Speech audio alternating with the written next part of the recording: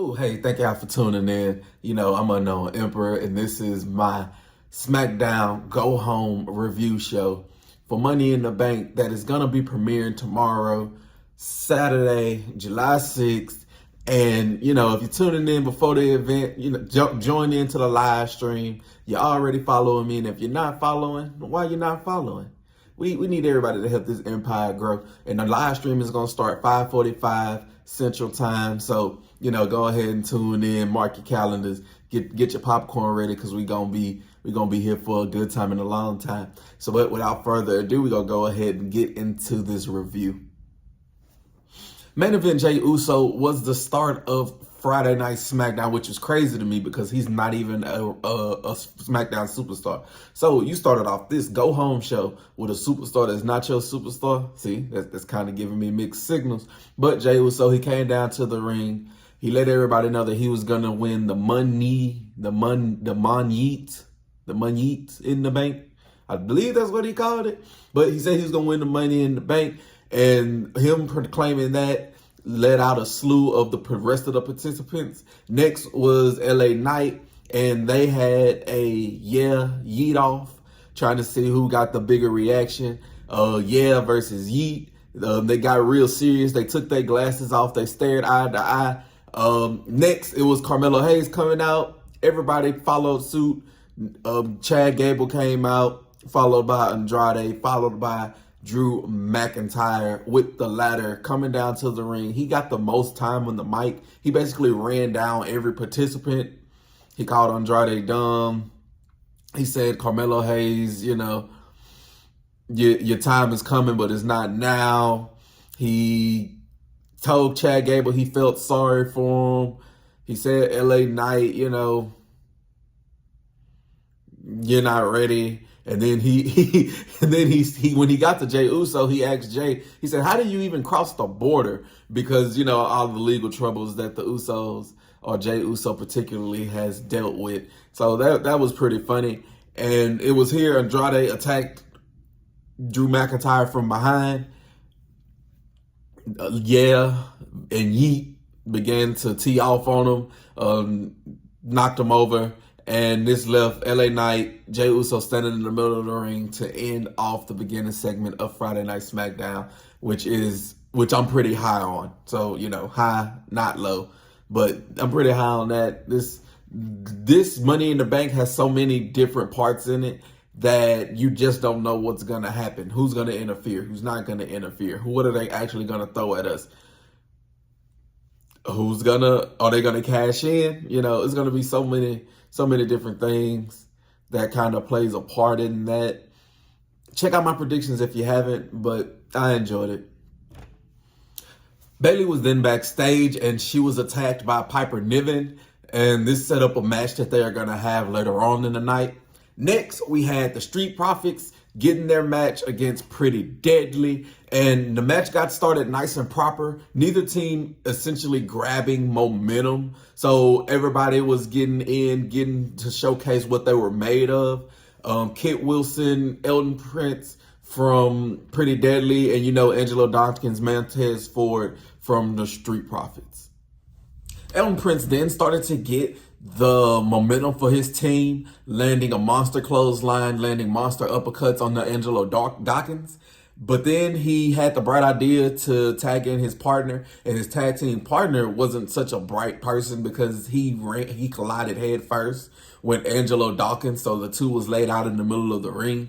But all this essentially did was set up the hot tag to Montez Ford, who came in hitting on all cylinders. He was raining down forearms. He also hit a monster clothesline himself. He was able to hit a standing moonsault, which Prince kicked out at 2. So this match is getting on nice and proper. I love Angelo Dawkins. I love Montez Ford. Montez Ford can fly every time that he's in the ring, and he was showing it here. Pretty Deadly then hit an amazing super duper quadruple plex onto Montez Ford, but they didn't see the blind tag to Angelo Dawkins, who was lying in wait, waiting for them to land. He also hit a flip and a dive onto them after they After they dropped onto the floor, they threw Pretty Deadly out into the outside of the ring. Montez Ford then did an amazing dive onto both of them. They threw Kid Wilson back into the ring. He got hit with a spine buster. He got hit with a frog splash. 1, 2, 3. The Street Profits win. And, you know, we're going to see where they're going to go on from here. We are going to have a title match later on in the night. Maybe they become the #1 contenders for those, but we will wait and see. Grayson Waller was then backstage manipulating his tag team partner, saying that Johnny Gargano was trying to get in his head, break him up, saying that you never won with him, but you're a tag team champion. With me, you're a 2-time United States champion. You beat John Cena, and that's all from after you stopped your partnership with Johnny Gargano, which is kind of true, but I feel as though it's manipulation because he also is using Austin Theory. But maybe we're gonna see what's gonna come from that.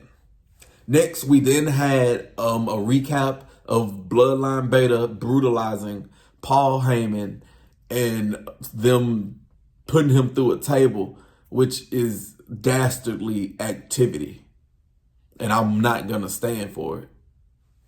The beautiful Jade Cargill and the beautiful Bianca Belair then got revenge on Indy Hartwell and Candice LeRae for costing them a chance at Money in the Bank, and they got that in tag team contention. Jade Cargill started the match, and she was holding her own pretty well, but the numbers game did get the better of her, and the I don't know what they're calling each other. Candice LeRae, I guess just LeRae and Indy did start to get the momentum, but that didn't last long. Jade then got it back, but her and Indy Hartwell then hit a big boot on each other, which knocked each other out, and they were laying in the middle of the ring. This set up the blind tag to their respective partners, and I meant the hot tag, not the blind tag. This set up the hot tag. It got real warm in there, real hot, real sweaty, and it set it up to their respective tag team partners, but Bianca Belair did have the hotter of the tags. She was able to hit a spine buster onto Indy. She hit a slam on LeRae onto Indy, and then she went for the pin.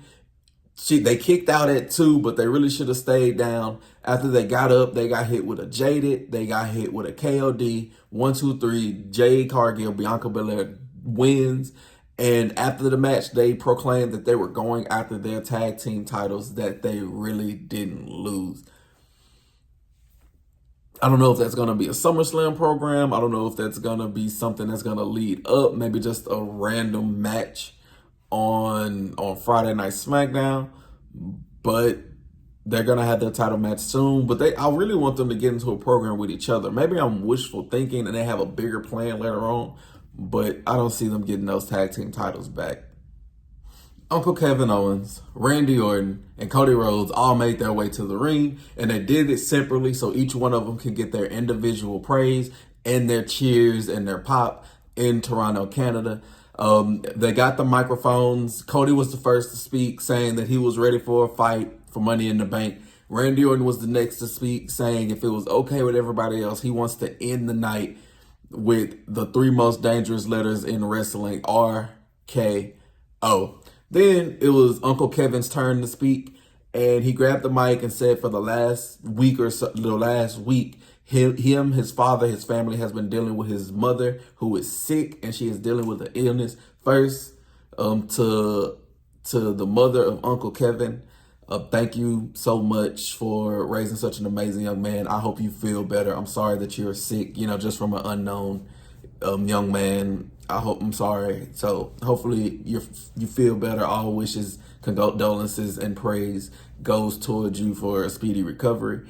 And he gave an impassioned speech saying that he could be gone, but his mother would be upset with him. So he's gonna win, lose, or draw. He's gonna fight for, and God, the power just went haywire. Y'all saw it.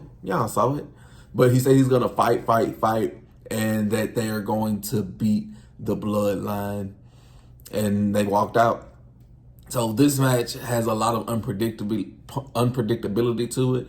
Hell, the whole card has a lot of unpredictability to it. So I'm so ready for Money in the Bank. and that was their go home angle for it. And you know, it kind of got me hyped. Kind of. We then got a amazing video package showcasing the legacy and the honors of the tag team's champions and the prestige that those titles have. And it was just a good video to kind of showcase what kind of history that they have and the importance of them. Our champion Bayley was then in action against Piper Niven. This was set up earlier when Piper ambushed Bayley in the back.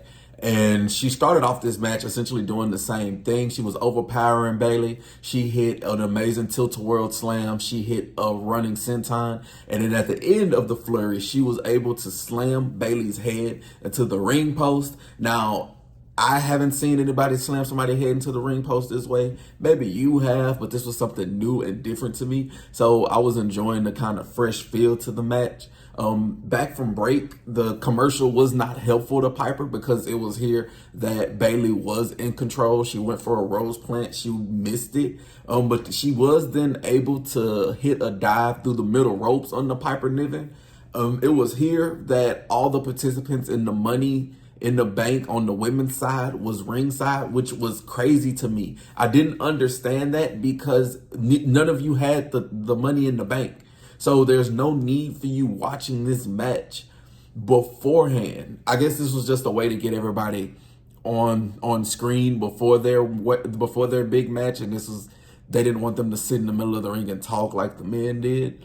So that, I mean, it's okay. All the participants in the Money in the Bank started to fight along the ringside, which distracted nobody. But Piper did miss a dive from the second rope. She got hit with the rose plant. 1, 2, 3. Our women's champion wins.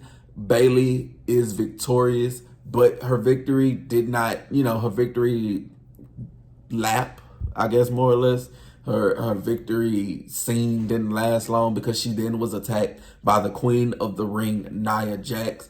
And she was going to do a little bit more damage and hit the Annihilator on her. But Michin came for the save. She had a kendo stick and she ran off Nia Jax with the kendo stick. I've already said this once. I'm going to say it again. This Money in the Bank is one of the most unpredictable because even in the women's, Tiffany Stratton is favored. But you can give it to a Lyra Valkyria. You can give it to a Naomi to build tension up in the friendship that she has with Bayley. There's a lot of stuff that you can do coming out of it. So, I'm ready for it. Just let me know. Let me know how you feel about it. But I'm prepared. I'm high on all this. It was good. It was great. Main event time, and this main event was brought to you by the tag team champions. And they were defending those tag team champions against DIY, the team of Tommaso Ciampa, Johnny Gargano, 8-Time Down Under, Garrison Waller, Austin Theory. Grayson Waller and Tommaso Ciampa started off the match, but they decided to attack each other's partners before they even attacked each other, which got a big brawl started off, which DIY got the better of. They knocked 8-Time Down Under out, and they were able to hit a diving cross body onto both of them. And then they sat on the edge of the ring, doing their nice little clap, their nice little pat on the back. And this match was starting off, I guess, how you would expect a DIY match to get started. 8-Time Down Under had a great plan of isolating Johnny Gargano, which led to Grayson Waller hitting an amazing flying elbow onto him. But then they tossed him to the outside of the ring. That was to their detriment because this man, Johnny Gargano, knocked Austin Theory into the barricade, and then he hit this amazing Canadian destroyer onto Grayson Waller and had Grayson Waller over there season up a little bit. He was selling the hell out of that move, and it was great. It was something, a picture perfect, beautiful destroyer. Then they got him back into the ring. They were able to hit a Willow's Bell onto him, and then they hit a super kick on the Grayson Waller. But they did not get the win here because Grayson Waller did kick out at 2.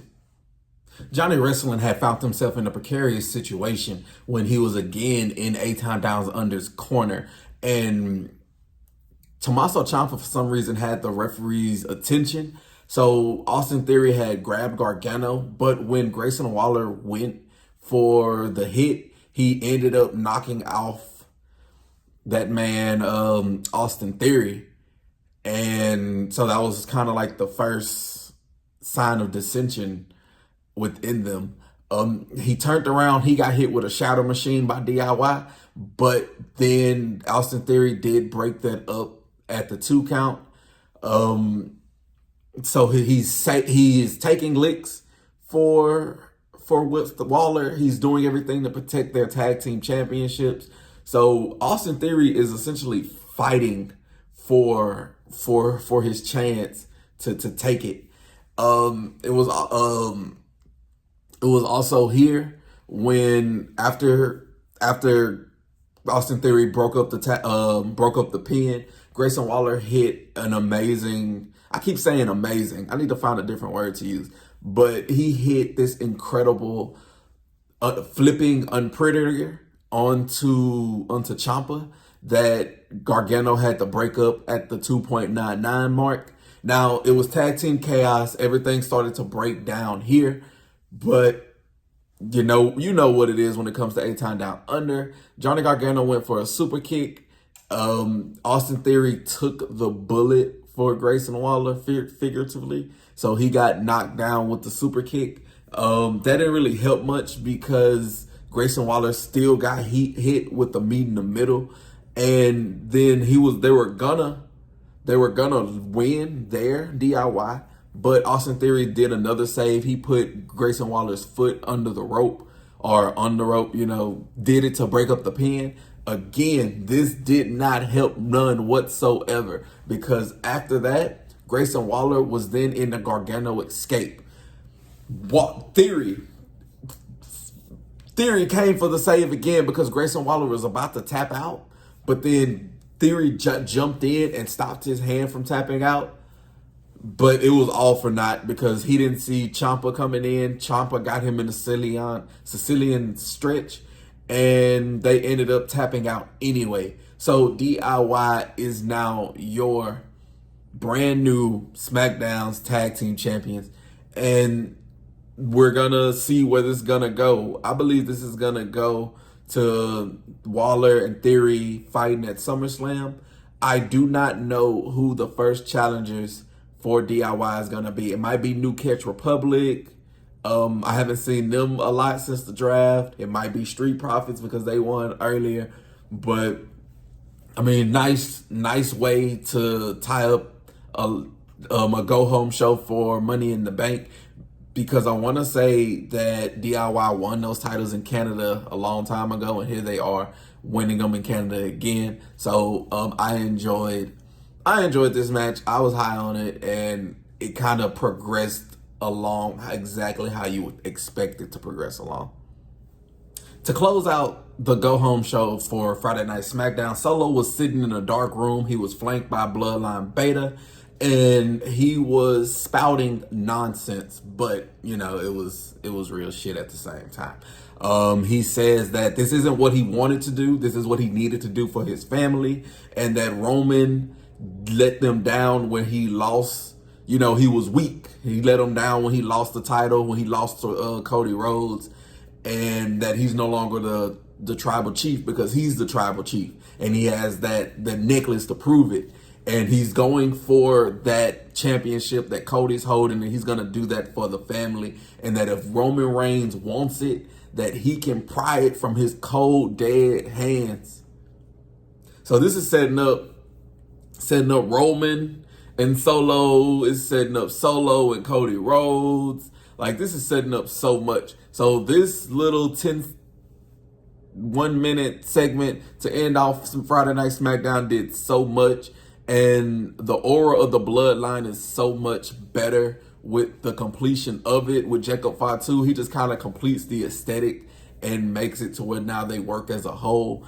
And with everything else that I've been saying, I sound like a broken record. I am so ready to see what stories we get coming from Money in the Bank. And you know where you can see my reaction? On my live stream, July 6th, 5:45 p.m. Central Time. We're going to get started here at the Empire. So, you know, grab your popcorn, grab your drinks, grab your bleezes, whatever it takes for you to sit down and watch this. And if you have Peacock, you know, tune in. If you don't, then I still appreciate you if you tune in, because we're just going to be sitting here talking wrestling in the Empire.